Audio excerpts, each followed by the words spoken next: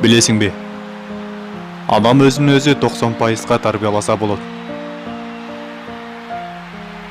Сен ойлобо башкаларда талант бар деп.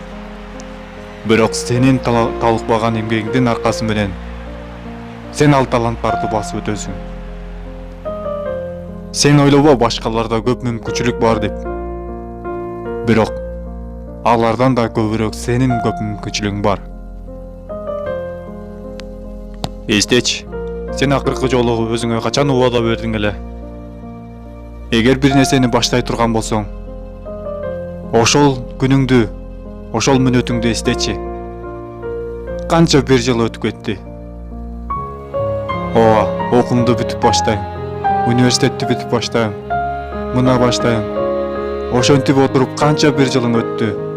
Бирок сен эгер бүгүндөн баштабасаң, дагы да канча жылдарың өтүп кетет.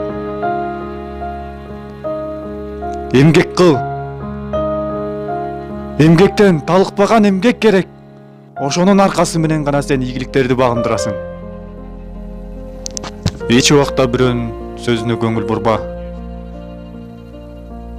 Сен ойлогонду алар эч убакта ойлой албайт. Сен түшүнгөндү алар түшүнө алышпайт.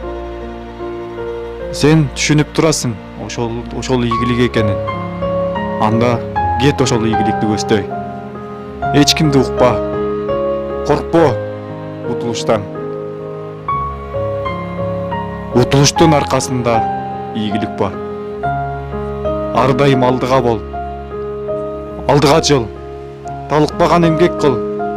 Сен ошону менен жеңишке жетесиң. Сенде мүмкүнчүлүктөр бар. Бирок ар дайым сенин шылтооң тоскоол болуп келет. Сенде шылтоо бар. Сен качан ошол шылтоолорду жеңип, сен качан башканын сөзүнө көңүл бурбайсың, мына ошондо сен уткандардан болуп аласың. Эч убакта артка кайтпа, алдыга гана жыл.